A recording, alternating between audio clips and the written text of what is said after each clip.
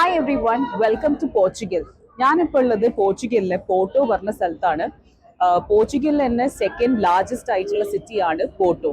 So എൻ്റെ കൂടെ നിങ്ങൾക്കും പോർട്ടോ എക്സ്പ്ലോർ ചെയ്യാം. So let's go.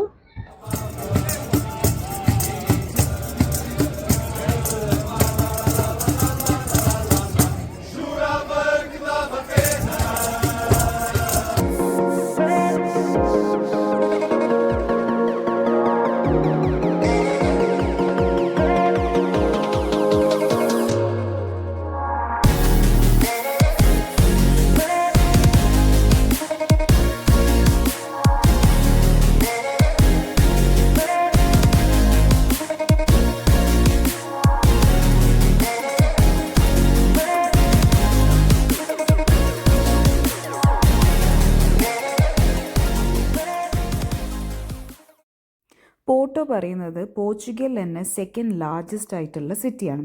ലിസ്ബൺ കഴിഞ്ഞിട്ടുള്ള സെക്കൻഡ് ലാർജസ്റ്റ് ആയിട്ടുള്ള സിറ്റിയാണ് പോർട്ടോ. ഞാനിപ്പോൾ ഉള്ളത് സിറ്റി സെൻട്രലാണ്. നമുക്ക് കാണാം പഴയ ബിൽഡിങ്സ് ആണ് ഇവിടെ മൊത്തമുള്ളത്. ഒരു ചെറിയൊരു ഓൾഡ് ടൗൺ തന്നെ വേണം പറയാം.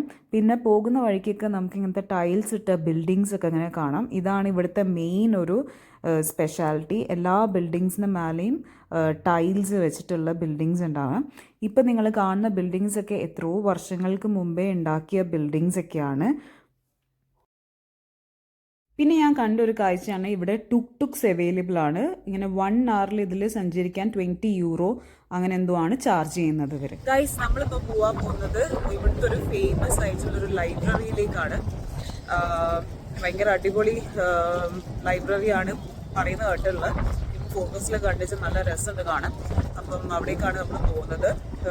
നമ്മൾ ഹാരി പോട്ടർ ബുക്ക് എഴുതിയ JK റൗളിംഗ് ഇവിടെ പോർട്ടോയിൽ ആക്ച്വലി ഒരു ഇംഗ്ലീഷ് ടീച്ചർ ആയിരുന്നു. അപ്പം ഈ ഒരു ലൈബ്രറിയിൽ ചെന്നിട്ടാണ് ഹാരി പോട്ടർ ബുക്ക് എഴുതാനുള്ളൊരു ഇൻസ്പിറേഷൻ കിട്ടിയെന്നൊക്കെ കേട്ടിട്ടുണ്ട്. അപ്പം ആ ലൈബ്രറിയാണ് ഇപ്പം നമ്മൾ കാണാൻ പോകുന്നത്. നമ്മൾ പോകുന്ന വഴിക്ക് ഇവിടെ കണ്ടൊരു ചേർച്ചാണ്. ഉള്ളിൽ കയറി, പക്ഷേ ഇവിടെ വീഡിയോ എടുക്കാൻ പറ്റൂല ബിക്കോസ് ഇവിടെ മാസ് നടന്നുകൊണ്ടിരിക്കുകയാണ്.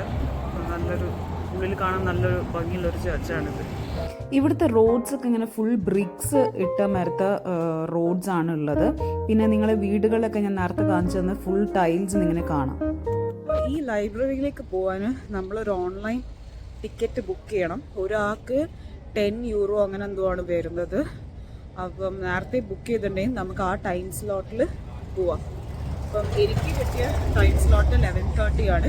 അപ്പം നമ്മളിപ്പോൾ അങ്ങോട്ടേക്ക് നടക്കാണ്. ബിക്കോസ് എല്ലാം ഇവിടെ വാക്കബിൾ ഡിസ്റ്റൻസ് ആണ്. നടന്നു പോയി കാണാൻ പറ്റുന്ന സ്ഥലങ്ങളൊക്കെയാണ്. വേണമെങ്കിൽ ബസ്സുണ്ട്, ട്രാമൊക്കെ ഉണ്ട്, പക്ഷേ നടന്ന് പോകാനുള്ള ഡിസ്റ്റൻസേ ഉള്ളൂ.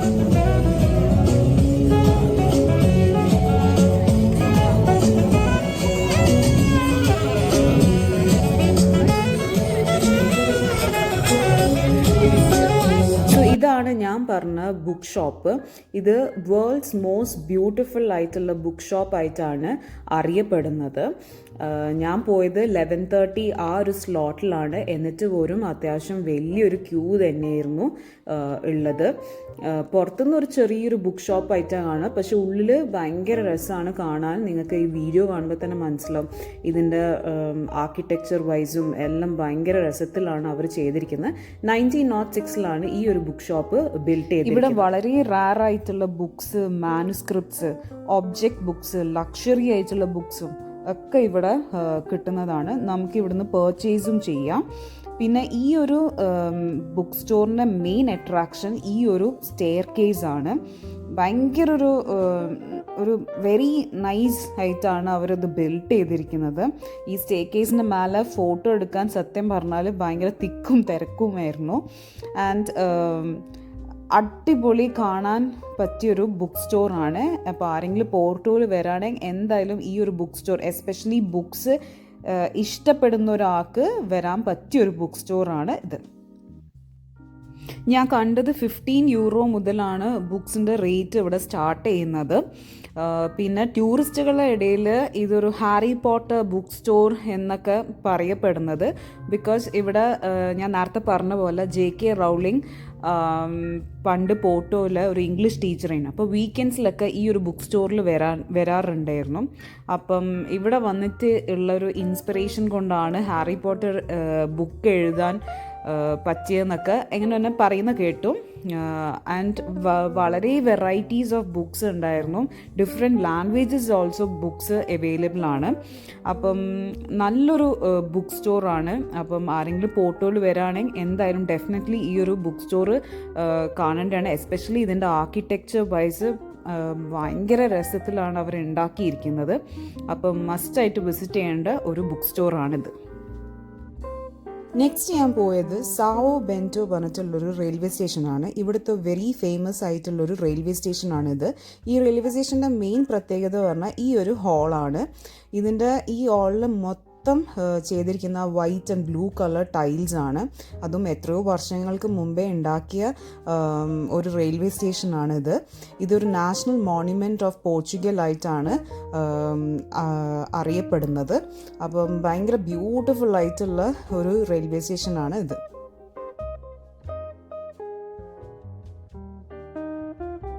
ഇത്രയും ഭംഗിയുള്ള റെയിൽവേ സ്റ്റേഷൻ ഞാൻ ആദ്യമായിട്ട് കാണുന്നത്. എല്ലാ സ്ഥലത്തും ഇങ്ങനെ ആ ടൈൽസ് എല്ലാ ഭാഗത്തും നല്ലുണ്ട് കാണാൻ, അടിപൊളി. ഒരു 100 വർഷം പഴക്കമുള്ളൊരു റെയിൽവേ സ്റ്റേഷനാണ്. എന്നിട്ട് പോലും വളരെ നീറ്റായിട്ടാണ് അവർ മെയിൻറ്റെയിൻ ചെയ്തിരിക്കുന്നത്. ഞാൻ ചെന്നപ്പോൾ അവിടെ ഒരു വിൻറ്റേജ് ആയിട്ടുള്ളൊരു ട്രെയിൻ അപ്പം വന്നെത്തിയിട്ടുണ്ടായിരുന്നുള്ളൂ. ശരിക്കും ഇവിടുത്തെ ക്ലെൻലിനെസ് പറഞ്ഞറിയിക്കേണ്ട ഭയങ്കര നീറ്റ് ആൻഡ് ക്ലീൻ ആയിട്ടാണ് ഈ ഒരു റെയിൽവേ സ്റ്റേഷൻ അവർ മെയിൻറ്റെയിൻ ചെയ്തിരിക്കുന്നത്.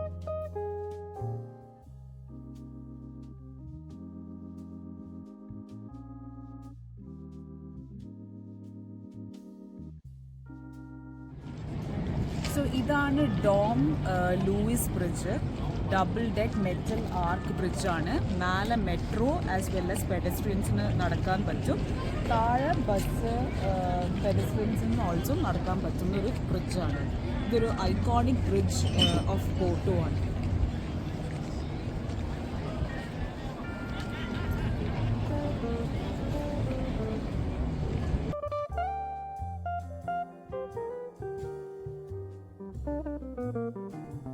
ഞാൻ പോയ അന്ന് അത്യാവശ്യം നല്ലൊരു വെതറായിരുന്നു. ആൻഡ് ഭയങ്കര ടൂറിസ്റ്റുകൾ ഉള്ളൊരു ദിവസമായിരുന്നു. അതുകൊണ്ട് ഈ ബ്രിഡ്ജിൻ്റെ മേലെ ഫുൾ തിക്കും തിരക്കായിരുന്നു. എസ്പെഷ്യലി ഇവൻ ട്രാം വരുമ്പോൾ നമ്മളെല്ലാവരും സൈഡിലേക്ക് മാറി നിൽക്കണം. അപ്പം ഫുൾ തിക്കും തിരക്കേനും. പക്ഷേ നല്ല ബ്യൂട്ടിഫുൾ ആയിട്ടുള്ള വ്യൂ ആണ് നമുക്ക് കാണാൻ പറ്റുന്നത്.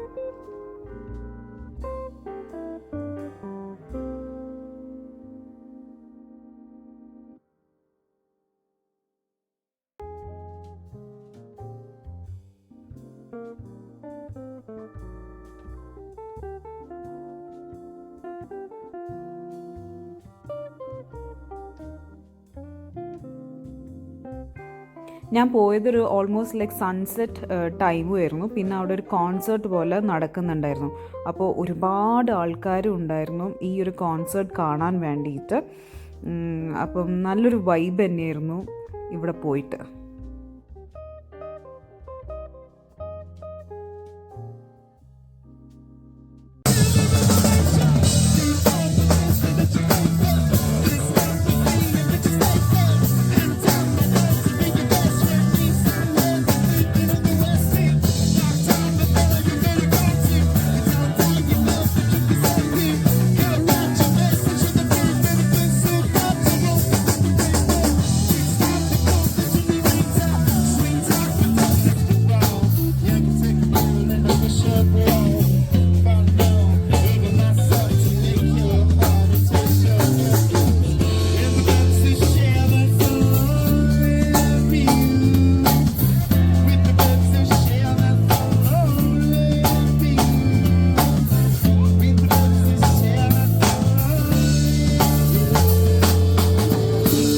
വരുമ്പോൾ ഞാൻ ടോട്ടലി റെക്കമെൻഡ് ചെയ്യുന്ന ഒരു കാര്യം എന്താ വെച്ചാൽ എല്ലാവരും നല്ലൊരു വാക്കിംഗ് ഷൂസ് ഇട്ടിട്ട് വരാം. ബിക്കോസ് കുറേ നടന്ന് കാണാനുണ്ട്. പിന്നെ നല്ല കാർഡിയോ എക്സസൈസും ആയിരിക്കും. കുറേ കയറ്റവും ഇറക്കവും ഉള്ള സ്ഥലങ്ങളാണ്. അപ്പം കുറേ നടന്ന് കാണാനുണ്ട്. നമുക്ക് ഇത് കഴിഞ്ഞ് പോകുമ്പോഴത്തേക്ക് നല്ലൊരു വെയിറ്റ് ലോസ് തന്നെ വരാൻ ചാൻസും ഉണ്ട്. കുറേ ഭക്ഷണം കഴിക്കാനും ഉണ്ട്, ആസ് വെൽ ആസ് അതിനനുസരിച്ച് നടക്കാനും ഉണ്ടായതുകൊണ്ട് നല്ലോണം മെലിഞ്ഞ് കിട്ടും. അതുകൊണ്ട് ഇനി കുഴപ്പമില്ല. പിന്നെ ഞാൻ പോയത് ഈ ഒരു ചേർച്ചിലാണ്. ഈ ചേർച്ചിൻ്റെ മെയിൻ പ്രത്യേകത എന്താ വെച്ചാൽ, ഈ ഒരു ചേർച്ചിൻ്റെ ഒരു side white and blue colour tiles ആണ്. ആൻഡ് പുറത്തുനിന്ന് കാണാനും ഈ ചേർച്ച് ഭയങ്കര ഭംഗിയാണ്. ഈ ചേർച്ച് ബിൽഡ് ചെയ്തത് 1756 ആൻഡ് 1768 ഉള്ളിലാണ് ഈ ഒരു ചേർച്ച് ഉണ്ടാക്കിയത്. ആൻഡ് ഇതിൻ്റെ ഉള്ളിലേക്ക് കയറാൻ €7 ആണ്. ആൻഡ് ഉള്ളിൽ കാണാനും ഭയങ്കര ഭംഗിയാണ്. നിങ്ങൾക്ക് ഈ വീഡിയോയിൽ കാണുമ്പോൾ മനസ്സിലാവും അതിൻ്റെ കൊത്തുപണികളും ഒക്കെ കാണാൻ ഭയങ്കര ഭംഗിയുള്ളൊരു ചേർച്ചാണ്. ആൻഡ് വർത്ത് ദ വിസിറ്റ് ആയിട്ടാണ് എനിക്ക് തോന്നിയത്. €7 ശരിക്കും ഒരു വർത്ത് ആൻഡ് വിസിറ്റ് ആയിട്ടാണ് ഈ ഒരു ചേർച്ച് എനിക്ക് പേഴ്സണലി തോന്നിയത്. അപ്പം ആരെങ്കിലും പോട്ടോ പോവുകയാണെങ്കിൽ എന്തായാലും ഈ ഒരു ചേർച്ചിൽ മസ്റ്റായിട്ട് വിസിറ്റ് ചെയ്യണം.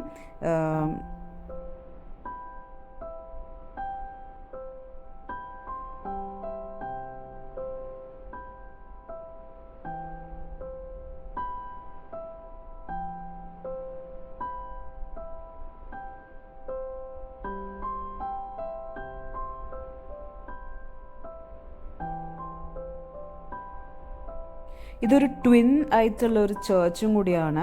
ഇതിൻ്റെ ഒരു ഭാഗം കൺസ്ട്രക്ഷൻ നടന്നുകൊണ്ടിരിക്കും തന്നെ, മറ്റേ ഭാഗം കൺസ്ട്രക്ഷൻ നടക്കാൻ ആ ടൈമിൽ പറ്റാത്തതുകൊണ്ട് ഇതിൻ്റെ നടുവിലൊരു ഹിഡൻ ഹൗസും കൂടിയുണ്ട്.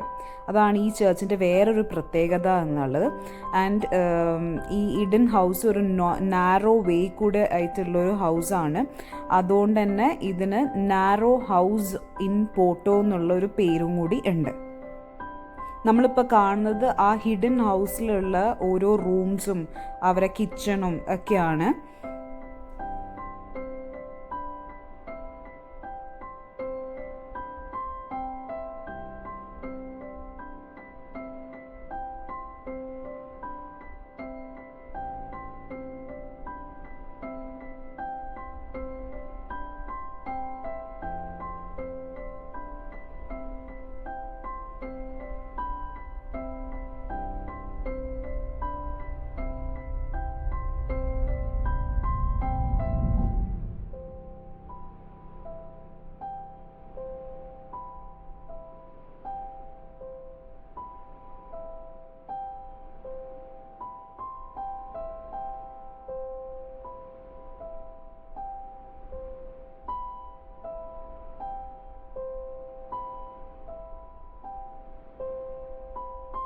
ഈ ചേർച്ചിൻ്റെ ഉള്ളിൽ കയറുന്ന വേറൊരു പ്രത്യേകതയും കൂടിയുണ്ട്. നമുക്കിതിൻ്റെ ചേർച്ചിൻ്റെ റൂഫ് ടോപ്പ് വരെ നമുക്ക് പോകാം.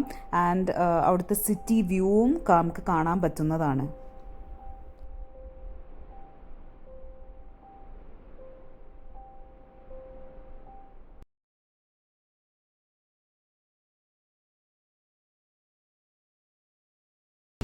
From the top of the church.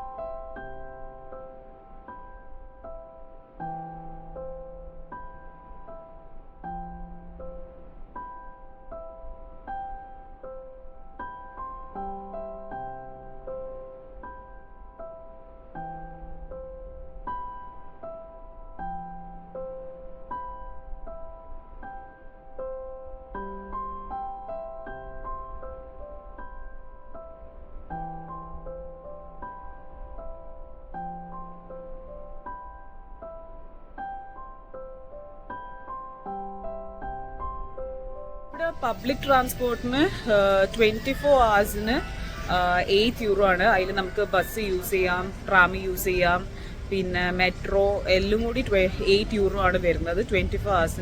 പക്ഷെ ഒരു ഫോൾട്ട് ഉണ്ട്, എന്താ വെച്ചാൽ കറക്റ്റ് ടൈമിനൊന്നുമല്ല ബസ് വരുന്നത്, നമ്മൾ കുറേ നേരം വെയിറ്റ് ചെയ്യണം. അങ്ങനെ ഒരു പ്രശ്നം മാത്രമേ ഞാൻ കണ്ടിട്ടുള്ളൂ. നമ്മൾ ഇതിലേ ഇങ്ങനെ നടന്നു വരുമ്പോൾ ഒരു സംഭവം കണ്ടാണ്, ഇത് അടിപൊളി. ഇതൊരു വേസ്റ്റ് സാധനങ്ങൾ കൊണ്ട് വെച്ചിട്ട് ഉണ്ടാക്കിയതാണ് ഈ ബണ്ണി. നല്ല അടിപൊളിയായിട്ടുണ്ട്.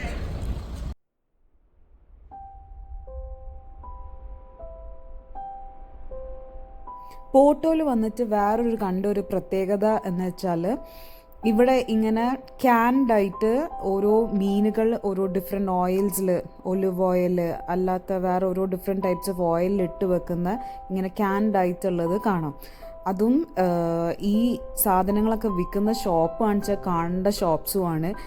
ചിലതൊക്കെ സർക്കസ് തീമിലുണ്ടാവും, ചിലത് വേറൊരു ലൈബ്രറി തീമിലും ഒക്കെ ഉണ്ടാവും. അങ്ങനത്തെ ഡിഫറെൻറ്റ് കൈൻഡ്സ് ഓഫ് ഷോപ്സ് നമ്മൾ നടക്കുന്ന വഴികളിലൊക്കെ കാണാം. ഇവിടെ വരുന്ന ആൾക്കാരൊക്കെ ഇത് ഒരു സോവിനിയർ പോലെ വാങ്ങിച്ചിട്ട് കൊണ്ടുപോകലാണ് ചെയ്യാറ്.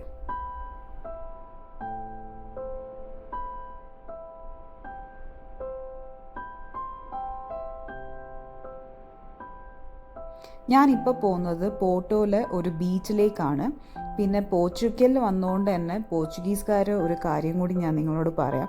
നമ്മൾ മലയാളത്തിൽ യൂസ് ചെയ്യുന്ന പേന, കസേര, വരാന്ത, ജനാല, മാങ്ങ എന്നീ വാക്കുകളൊക്കെ ആക്ച്വലി നമ്മൾ പോർച്ചുഗീസുകാരിൽ നിന്ന് എടുത്ത വാക്കുകളാണ്.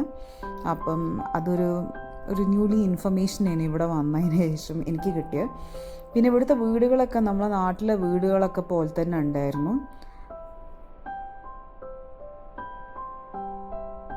ഇവിടെ നല്ല തണുപ്പുണ്ട്. ഞാൻ സമ്മർ വെയർ ഇട്ടത്, ജസ്റ്റ് ഒരു പേരിനൊരു ജാക്കറ്റ് കയ്യിലെടുത്തോണ്ട് ഞാൻ കഴിച്ചില്ലായി. ഭയങ്കര തണുപ്പ്.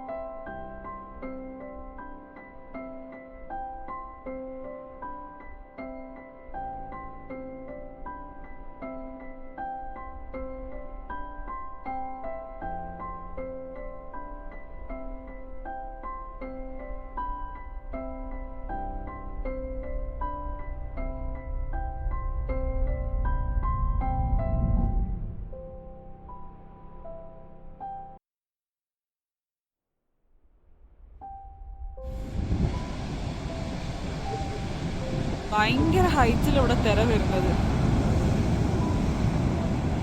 കേട്ടോ. അവിടെയൊക്കെ വരുന്ന ഭയങ്കര ഹൈറ്റിലാണ് വരുന്നത്. സമ്മർ ടൈമിൽ ഈ ബീച്ചിൽ സർഫിംഗ് ഒക്കെ നടക്കാറുണ്ട്.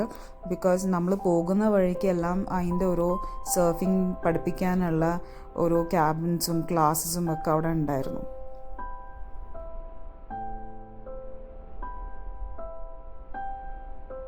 പിന്നെ ഞാൻ പോയത് ഒരു ചേർച്ചിലാണ്. ഇതിൻ്റെ പേര് കപ്പേല ദാസ് അൽമാസ് എന്നാണ്. കപ്പേല കേൾക്കുമ്പോൾ തന്നെ നിങ്ങൾക്ക് ഓർമ്മ വരും, എവിടെയോ കേട്ട് പരിചയമില്ലേ? അതെ, നമ്മുടെ നാട്ടിൽ കപ്പേല എന്ന് പറയില്ലേ? അതും പോർച്ചുഗീസുകാരുടെ കയ്യിൽ നിന്ന് നമ്മൾ കടമെടുത്ത ഒരു വേർഡാണ്. ഈ ഒരു ചേർച്ചിൻ്റെ പ്രത്യേകത പറഞ്ഞാൽ ഇതിൻ്റെ എക്സ്റ്റീരിയർ വാൾ തന്നെയാണ്. ഞാൻ നേരത്തെ പറഞ്ഞ blue and white colour tiles ആണ് ഈ ചേർച്ചിൻ്റെ പുറത്തുള്ള വാൾസ്. ഇതും പിന്നെ ഈ ചേർച്ച് ഇവിടുത്തെ ഒരു ഷോപ്പിംഗ് സെൻറ്ററിൻ്റെ അടുത്ത് തന്നെയാണ് ഈ ചേർച്ച്. പക്ഷേ ഉള്ളിൽ വളരെ ചെറിയൊരു ചേർച്ചാണ്. പിന്നെ ഈ ചേർച്ചിന് വേറൊരു പേരും കൂടി ഉണ്ട്, ചാപ്പൽ ഓഫ് സോൾസ് എന്നും കൂടി പറയാറുണ്ട്. അപ്പം ഇതൊക്കെയാണ് ഈ ഒരു ചേർച്ചിൻ്റെ ഒരു പ്രത്യേകത. ഒരു ചെറിയ ചേർച്ചാണ്. പിന്നെ ഇതിൻ്റെ ഉള്ളിലും ഇങ്ങനെ ബ്ലൂ ആൻഡ് വൈറ്റ് ആയിട്ടുള്ള ടൈൽസ് നമുക്ക് കാണാം.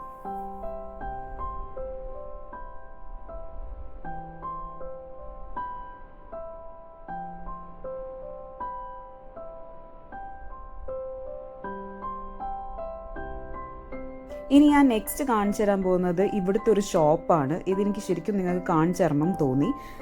ഞാൻ നേരത്തെ പറഞ്ഞാൽ ഇവിടുത്തെ ടൈൽസ് ഉള്ള ബിൽഡിങ്സ് ഭയങ്കര ഫേമസ് ആണ്. അപ്പം ഇതിൻ്റെ ഷോപ്പുകൾ ഇവിടെ കുറേ എണ്ണം ഉണ്ട്. കുറേ ഇങ്ങനത്തെ ടൈൽസിൻ്റെ ഷോപ്പുകൾ കാണാം. അപ്പോൾ ഞാൻ ഇപ്പോൾ കയറിയ ഒരു ടൈൽസിൻ്റെ ഷോപ്പാണ് ഞാൻ നിങ്ങൾക്ക് കാണിച്ചു തരുന്നത്. ഇതൊരു വലിയൊരു ഷോറൂമാണ്. വലിയ കളക്ഷൻ ഓഫ് ടൈൽസ് ഇവിടെ ഉണ്ടാവും. പല വെറൈറ്റി ഡിസൈനിലും പിന്നെ ഭയങ്കര ആർട്ടിസ്റ്റിക് ആയിട്ടുള്ളൊരു ഷോപ്പായി തോന്നി. €4 മുതലുള്ള ടൈൽസ് ഇവിടെ കിട്ടുന്നുണ്ട്. പലരും ഇത് സോവിനിയർ ആയിട്ട് വാങ്ങുന്നത് നമ്മൾ അവിടെ നിന്ന് കണ്ടിട്ടുണ്ടായിരുന്നു. അപ്പം ഇത് എനിക്ക് മസ്റ്റായിട്ട് നിങ്ങൾക്ക് ജസ്റ്റ് കാണിച്ചു തരണം എന്ന് എനിക്ക് തോന്നി.